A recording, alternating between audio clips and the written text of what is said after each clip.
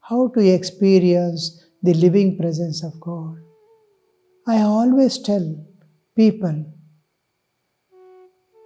you must have God wherever you go, wherever you are, feel the living presence of God. Prajna is the inner layer between my spiritual existence and bodily existence. When I sleep, I leave the body, then I enter the dream state, I leave the mind and senses, dream ends, I enter the third layer, that is the Karana Sharira. Stula Sharira I leave, Sukshma Sharira, mind and senses I leave, Karana Sharira I enter. All my identity, knowledge, everything becomes seed form. I leave everything and enter inside. There, the Prajna Kshetra is there in between my bodily existence, which I would left and come in deep sleep, and my spiritual existence. Last, even in Karana Sharira, my knowledge, identity, everything in Karana Sharira in seed form I leave and separate as pure consciousness, individual consciousness, as a bindu, and expand in the universal consciousness every day when we sleep. So last point, from there, the in-between, between the bodily existence and spiritual existence, the no man's land between the two, it neither belongs to nature nor belongs to the Chaitanya, and it belongs to both. No man's land. So there, anything enters there, remains forever with you. So living presence, if you feel and do lovingly the repetition of mantra, Ishta mantra, then it slowly enters into Prajna Kshetra. Once anything enters into Prajna Kshetra, constantly japa starts emerging out from your heart, depths of your heart. This is called ajapa japa. You won't be doing japa, but japa will be happening. You have to listen only. So that's why I insist for all, feel the living presence of God with you. Feel living presence of God with you. And as much as possible, repeat this is the most important sadhana part. Studies, this, that, and all other things are secondary. This is practical thing. Those are to sustain my spirit, zeal, and dedication. I read little of Thakur Mother Swamiji's life. One paragraph. It keeps the fire burning. The other part is where my, other than spiritual identity, we have other part too. This one. Slowly we emerge out to that once somehow, if you can make that japa enter inside, and it starts constantly coming out. And other studies, Upanishads, this, that, and all.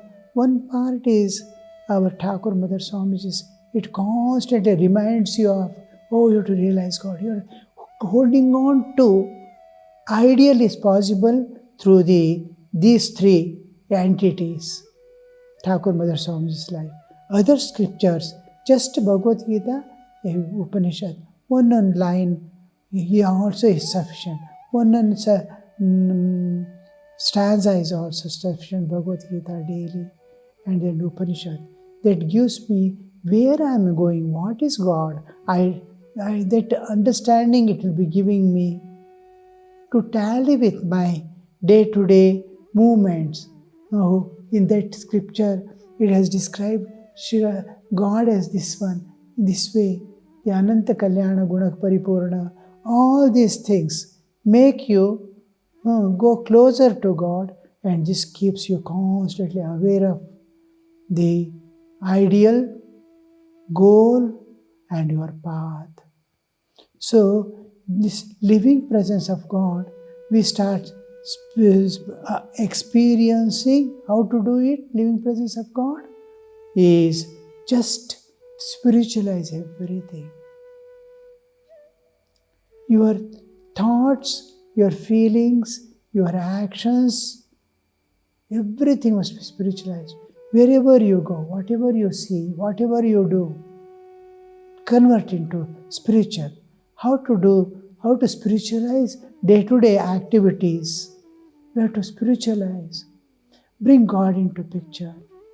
You are taking food. You are cooking food. Oh, Mother, you have provided this. Immediately bring picture of God.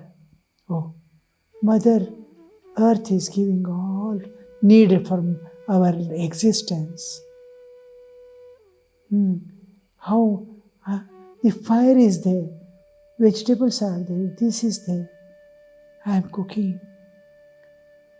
You will bow down to the fire God. You will bow down to the nature, Mother Nature, who is providing all this. Everywhere, everything can be spiritualized if you change the perspective.